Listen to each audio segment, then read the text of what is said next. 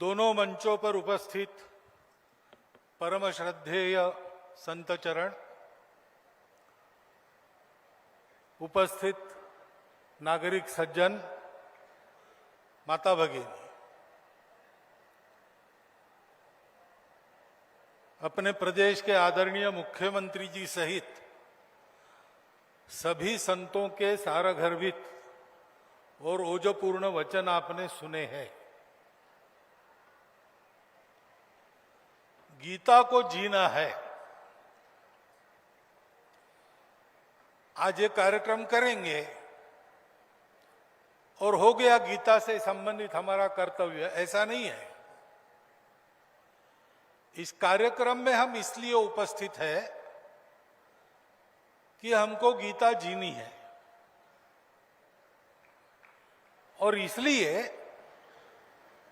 पहली बात तो मुझे लगती है कि कार्यक्रम में उपस्थित हम सब लोगों ने गीता पठन का क्रम बनाना चाहिए। 700 श्लोक है, रोज 2 श्लोक पढ़ेंगे और उन पर मनन करेंगे। उसमें जो सार मिलता है उसको अपने जीवन में लागू करेंगे, जीवन की एक एक कमी सुधारेंगे, तो हमारा जीवन वर्ष भर में गीतामय बनने की दिशा में बहुत आगे चला जाएगा।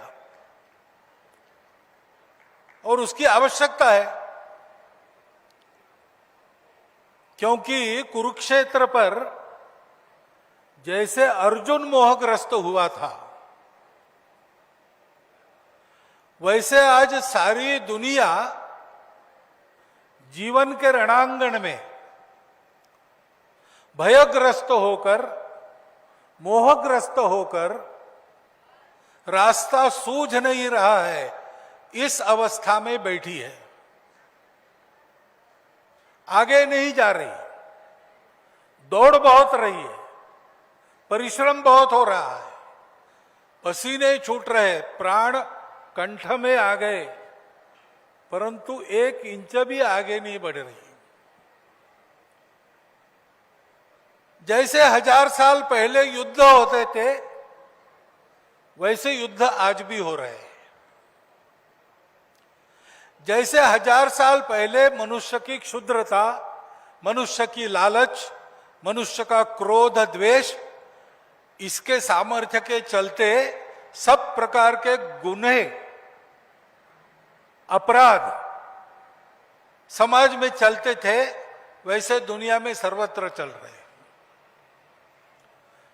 भौतिक सुख समृद्धि बहुत हो गई, लेकिन जीवन में नीति नहीं, जीवन में शांति नहीं, जीवन में संतोष नहीं, और इसलिए जीवन में विश्राम नहीं। यह स्थिति है। एक के बाद एक सब लोग कह रहे कि हम बहुत इस रास्ते पर बढ़कर चले आए, लेकिन हमको लगता है हमारा रास्ता गलत था। सही रास्ता चाहिए, और सही रास्ता कहां से मिलेगा? भारत से मिलेगा। क्योंकि भारत की जीवन परंपरा वो ऐसी है कि उसके प्रभाव के दिनों में उसने सारी दुनिया को सुख शांतिमय दुनिया बना दिया। भौतिक ज्ञान की भी परमावधि और नैतिक उत्थान की भी परमावधि एक साथ।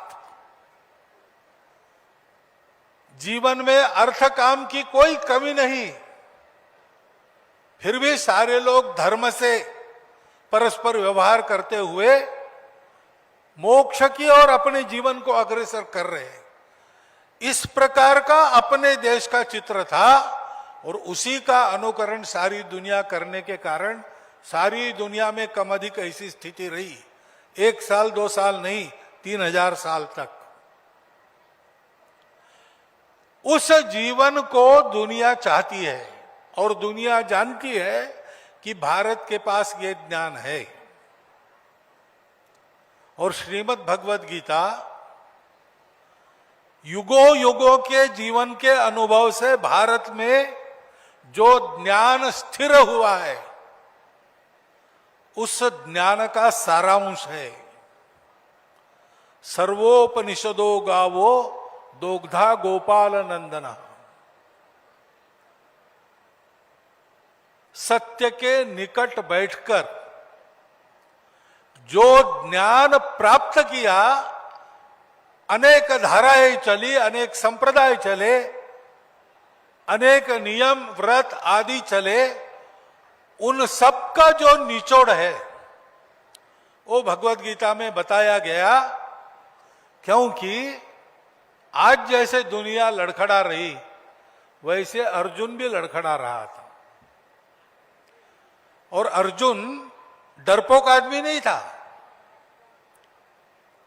अर्जुन आसानी से मोहग्रस्त होने वाला व्यक्ति नहीं था। वो तो कर्तृत्व का मूर्तिमंत प्रतिमान था।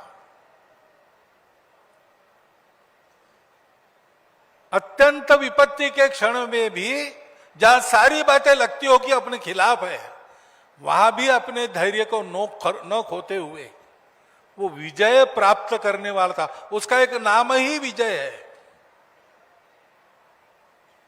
ऐसा अर्जुन वो मोहग्रस्त हो गया। तब गीता का उपदेश हुआ। अर्जुन के प्रश्न बड़े गंभीर थे कि राज्य के लोभ में मैं अपने ही बंधुओं को क्यों मारूं?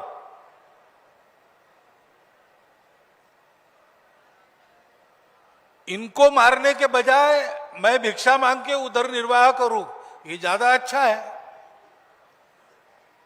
क्योंकि इतने सारे लोग युद्ध करने के लिए आए, युद्ध होगा, भयंकर संहार होगा, सृष्टि की हानि होगी, समाज की हानि होगी, होती है युद्ध से। ये प्रश्न गलत नहीं थे, बड़े गंभीर थे। तब भगवान कृष्ण ने उसके मोह को दूर करने के लिए मूल से सारी बातें बताई। अंत में भगवान ने कहा, विमृश्य एतद अशेषेण, कुछ भी बाकी नहीं रखा, सब मैंने विमर्श तुम्हारे सामने स्पष्ट करके रखा है। ऐसा भगवान ने बताया। हमारे लिए सरल भाषा में क्या है? गीता मूल में पढ़नी चाहिए, समझ लेनी चाहिए, तो पता चलेगा।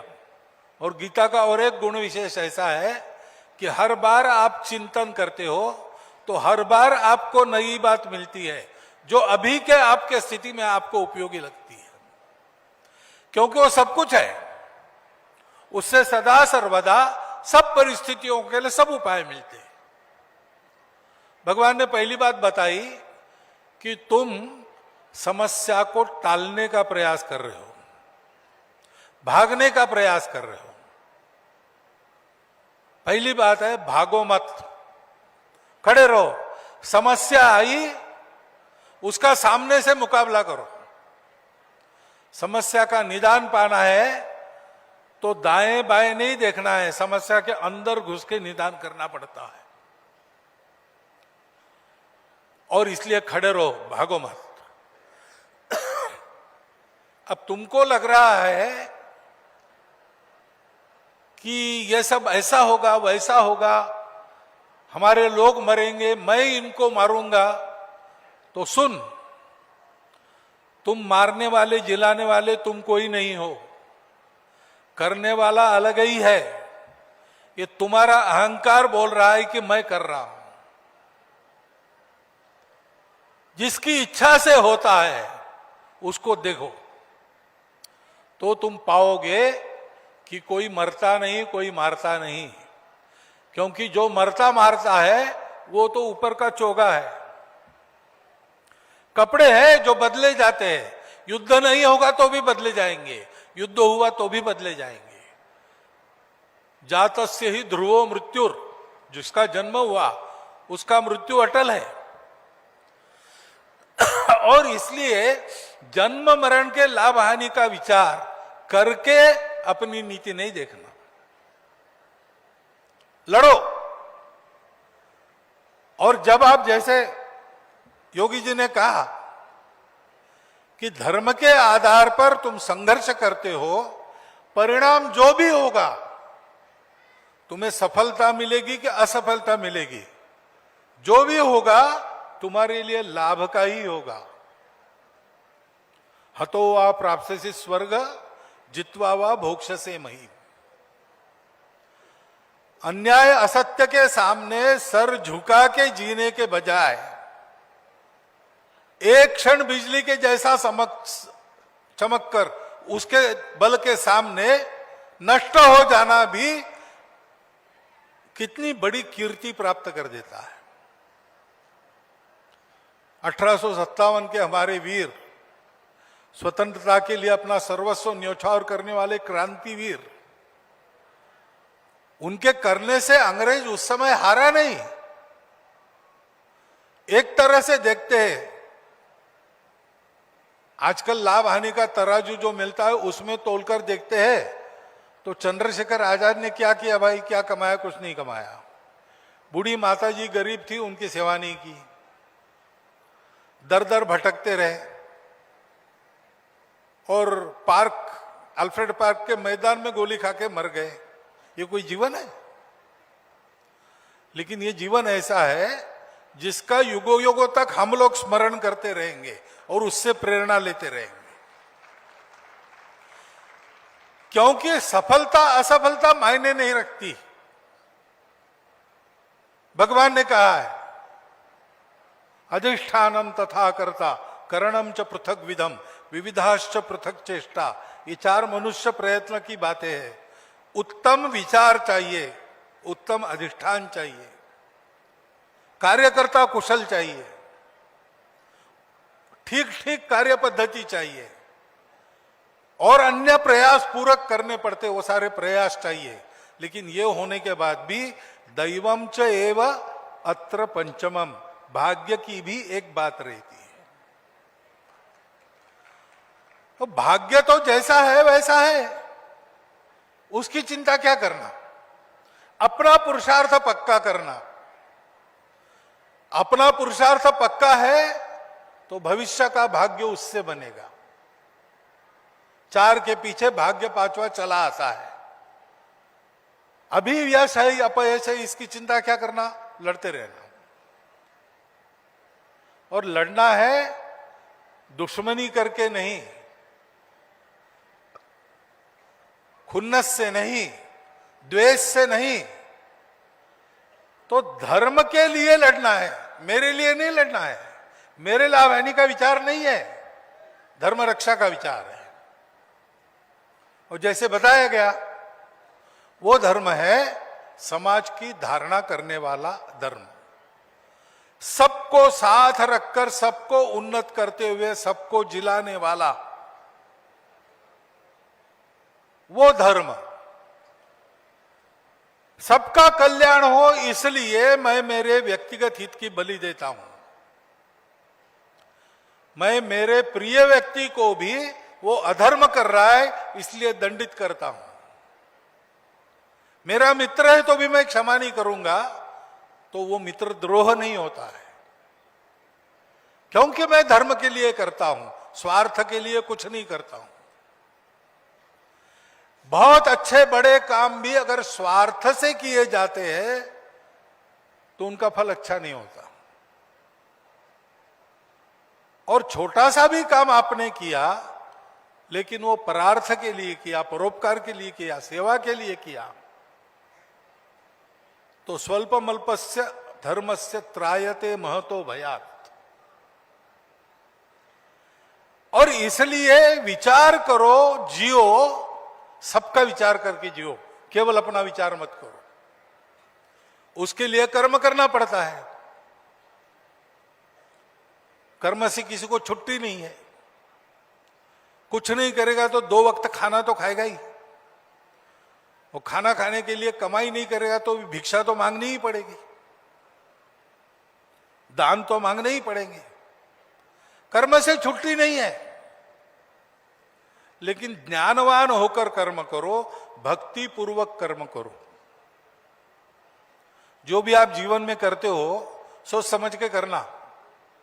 आगा पीछा देख के करना, मैं क्या कर रहा हूं, उसके परिणाम क्या है, आगे क्या होने वाला है।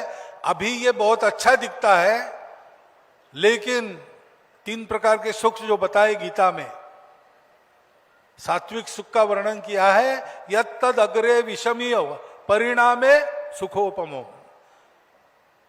पहले बहुत कड़वा लगता है, दवाई जैसा, लेकिन परिणाम उसका बहुत सुखद होता है। सुख का रूप दिखने में पहले एकदम आनंददायक रहेगा ऐसा नहीं है। कुछ कुछ बड़े अच्छे लगते हैं कर्म, लेकिन परिणाम विष के जैसा होता है। तो ज्ञान चाहिए। 3 प्रकार की प्रवृत्तियां हैं, हमको सात्विक प्रवृत्ति में रहना है। रजोगुण भी चाहिए कर्म करने के लिए, लेकिन वो सत्वोन्मुखी होना चाहिए। आदि आदि बातें, कर्म कैसे करना, कौन से गुण दैवी है, ये सारा भगवान ने बताया और कहा कि देखो ये तुम करो, परिस्थिति का रोना मत रोना। परिस्थिति तो आती जाती है। अपने यहां एक कहानी है परंपरा में कि राजा जनक रात को सो गए और सपना देखा। सपने में देखा कि अचानक राज्य क्रांति हो गई और राजा जनक हार गए, सिंहासन से नीचे खींचा गया, सारे उनके अलंकार शस्त्र आदि आदि राज चिन्ह उतारे गए और मैले कुचैले फटे कपड़े में उनको देश निकाला दे दिया और देश में मुनादी दी गई कि राजा जनक को आज्ञा है सूर्यास्त के पहले इस देश की सीमा से बाहर निकल जाओ। जब वो ये करेगा तब उसको पानी भी किसी ने पिलाना नहीं, जो उसकी मदद करेगा उसको मारेंगे, और सूर्यास्त के बाद ये राज्य में मिला तो इसको भी मारेंगे। तो कैसी दुर्गति हुई होगी। 24 घंटा भागना पड़ा, भागते रहो भागते रहो। अंत में पहुंच गए, कोई खाना किसी ने दिया नहीं, पानी किसी ने पिलाया नहीं, थके हारे धूल से सनी शरीर को लेकर सीमा के पार एक अन्न छत्र उन्होंने देखा। रात को 10-11 बजे पहुंचे और अन्न छत्र के प्रमुख को कहा कि भूखा हूं, कुछ दीजिए। तो उन्होंने कहा भैया ये तो अन्न छत्र ही है, भूखों को खिलाने के लिए ही है, लेकिन तुम आए ऐसे वक्त हो सब समाप्त हो गया, कुछ भी नहीं। बर्तन धोने के लिए चले गए। अब वहां जाके देखो भात के बर्तन में कुछ भात लगा होगा, खुरच कर ले लो। तो राजा जनक गए, देखा थोड़ा सा भात लगा था, वो खुरचा, हाथ में लिया और कुएं के पास आ गए। यहां बैठकर खाएंगे और तुरंत पानी पिएंगे। बैठ गए तो रात को एक चील घूम रही थी। उस चील ने वो चावल के दाने देखे, उसने झपट्टा मारकर राजा जनक के हाथ से वो खुरचन भी निकाल के ले उड़ गई। राजा जनक हताश होकर जोर से चिल्लाए, क्षुब्ध होकर चिल्लाए और जग गए। देखते हैं तो महल में है, नरम नरम बिस्तर है। इनकी चिल्लाहट सुन के सब नौकर जमा हो गए। कोई पानी पिला रहा, कोई पंखे से हवा झुला रहा। क्या हो गया महाराज पूछ रहे। थोड़ी देर में राजवैद्य आए, नाड़ी वाड़ी देखने लगे। तो राजा जैन्य ने कहा कि अभी तो मैं इतना भूखा, सब प्रकार से हताश होकर निराशा से चिल्लाने वाला था, यहां तो कुछ भी नहीं है। वो भी मैं अनुभव कर रहा था, ये भी अनुभव कर रहा हूं। वो अनुभव सच है कि अनुभव सच है? तो राजवैद्य ने पूछा कैसे है महाराज? तो कहा ये बताइए वो सच है कि ये सच है? राजवैद्य को कुछ समझ में नहीं आया। उन्होंने आसपास दासियों को कहा क्या बोल रहे महाराज? उनको भी समझ में नहीं आया। अब जो आवे राजा को देखने के लिए, राजा उसको एक ही प्रश्न पूछे, वो सच है कि ये सच है? उसको कुछ समझ में ना आवे। लोगों को लगा पागल हो गया राजा, क्या हो गया पता नहीं। लेकिन उनका एक वृद्ध प्रधानमंत्री था, उसको जब पता चला वो आया। उन्होंने कहा ऋषि याज्ञवल्क्य को बुलाओ, वो उत्तर देंगे इनका। याज्ञवल्क्य जी को बुलाया गया, वो आए। उन्होंने पूछा क्या हुआ महाराज? उनका वो सच है कि ये सच है? तो याज्ञवल्क्य ने कहा वो क्या था और ये क्या है? तो राजा ने वर्णन किया, स्वप्न का वर्णन किया और स्थिति का वर्णन किया।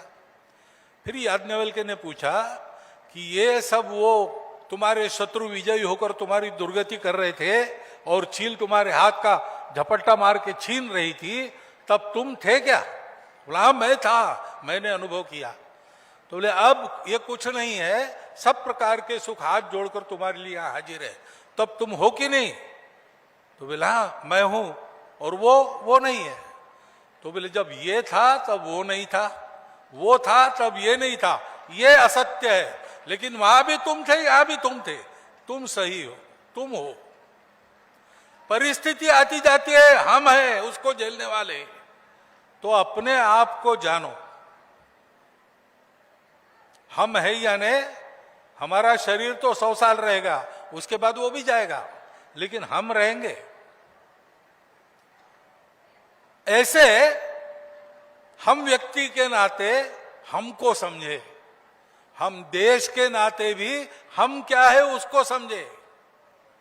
हमारा देश संपूर्ण दुनिया का विश्वगुरु था, अनेक राजाओं के राज्यों से मंडित था, कभी चक्रवर्ती सम्राट भी होते थे। दुनिया का एक बहुत बड़ा संबल भारतवर्ष था, तब भी भारतवर्ष था, और 1000 साल तक आक्रामकों के पैरों तले रौंदा गया, पारतंत्र में जीना पड़ा, धर्मस्थलों की सब बातों की हानि हुई, जबरदस्ती मतांतरण होने लगा, ये सब था, तब भी भारत था। वो वैभव के दिन नहीं रहे, वो आक्रमण के दिन भी चले गए। अब राम मंदिर पर झंडा फहराने वाले हैं, तब भी भारत था, अब भी भारत है। और इसलिए भारत क्या है? रविन्द्रनाथ ठाकुर ने कहा है कि दुनिया में कुछ भी होने के पहले भारत पहले, वो जो है वो बने, उसको समझना है, उसके लिए हमको पुरुषार्थ करना है। तो हम यानी शरीर मन बुद्धि नहीं, हमारा चिरंतन अस्तित्व आत्मा के रूप में रहता है, संस्कार लेके हम चलते जन्मों जन्मों की, हम है ये समझकर सारा भय छोड़कर कर्तृत्व पुरुषार्थ इस राह पर चलना, फल की चिंता किए बिना, और जो किया अपने अहंकार से उसमें लिप्त न होते हुए, मैंने किया, मेरा क्या हुआ, मेरे लोगों का क्या हुआ, ये न सोचते हुए जब जो करना है वो करना है। लोकमान्य तिलक 6 वर्ष कारावास मंडालय में रहे, गीता रहस्य लिखा वहां, वापस आए, देखा सारी जागृति शून्य हो गई थी, कोई नहीं था साथ देने वाला। दूसरे दिन अपने वृत्तपत्र का पहला अग्रलेख छूटने के बाद लिखा उन्होंने, उसका नाम था पुनश्च हरिओम। प्रथम प्रतिबंध के बाद पूजनीय गुरुजी को कार्यकर्ताओं ने कहा कि अब अपनी हालत जो हो गई है, ये शाखा वगैरह नहीं चल सकता, ऐसा लगता है, कुछ और करना चाहिए। गुरुजी ने कहा कि आप लोग तो समझदार हो, जो चाहे वो करो, मेरा मैंने तय किया है, आप लोग आएंगे साथ तो आपके साथ, आप नहीं आएंगे तो आपके बिना। मैं फिर से 5 बालकों को हाथ में लेकर मोहिते सायं शाखा शुरू करूंगा। यह है, हमको करते रहना है। लाभ हानि यश अपयश राग द्वेष सबकी चिंता छोड़ के, इन दुविधाओं से बाहर निकलकर धर्म के लिए, देश के लिए, ईश्वर के लिए, अपने आत्मा के सम्मान के लिए हमको अपना कर्तव्य करते रहना है। उससे क्या मिलेगा ये सवाल नहीं करना, अपना धर्म चलना। हम भारत के लोग हैं, हम हिंदू समाज है, हम हिंदू राष्ट्र है, हम सारी दुनिया को सेवा का संदेश देंगे, त्याग का संदेश देंगे, धर्म का संदेश देंगे। वैसा हमारा जीवन होगा, उससे दुनिया सीखेगी। और ऐसा हमारा जीवन हो, इसलिए हमें करना क्या है? तो हमारी सभी परंपराओं का जो भारत में आज तक हो गई, उन सब का, और भारत में आगे होगी उनका भी, या यूं कहे कि विश्व में विज्ञान और अध्यात्म के बारे में जितना विचार पहले हुआ है और बाद में भी होगा, उन सब का निचोड़ हमारे हाथ में 700 श्लोकों में भगवान व्यास ने दिया है, श्रीमद् भगवद गीता के रूप में। सदा के लिए हमारे लिए एक दीप है, उसका अध्ययन करना, उसका अर्थ समझना, आज की परिस्थिति में आचरण के रूप में उसका अर्थ क्या होता है वो जान लेना। छोटी छोटी पुस्तिकाएं महाराष्ट्र ने प्रकाशित की है और उसके अनुसार अपने जीवन में परिवर्तन लाना, ये हमको करना है। मुझे लगता है कि जियो गीता इन 2 शब्दों में इतना बड़ा आशय भरकर उसको हमारे पास ले आने वाले स्वामी ज्ञानानंद जी सहित उनके सभी सहायक गण आज अभिनंदन के पात्र है। अत्यंत समयोचित इस प्रकार का एक संदेश आज हमको मिल रहा है। उस संदेश को सुनना, वाहवाह करना, तालियां बजाना यहां तक मर्यादित न रहते हुए उस संदेश को समझकर उसको अपने आचरण में धीरे धीरे उतार कर हम भी ऐसे गीता को जीने वाले पुरुष बने तो हम यशस्वी भी होंगे, हम सार्थक भी होंगे और यशस्विता हमारी गाई जाएगी। कभी कभी लोग भूल भी जाएंगे, परंतु सार्थकता हमारी शाश्वत रूप से बनी रहेगी। उस शाश्वत सार्थक के जीवन का हम सबको लाभ हो, भारतवर्ष को लाभ हो और भारतवर्ष विश्व गुरु बने, इस एक शुभकामना को आपके सामने रखता हूं, आपको देता हूं। मेरे सहित सब पर आज की ये बात लागू है, ये आपको बताता हूं और आपने सुन लिया, इसलिए आपका धन्यवाद करता हुआ मेरे 4 शब्द समाप्त करता हूं। भारत माता की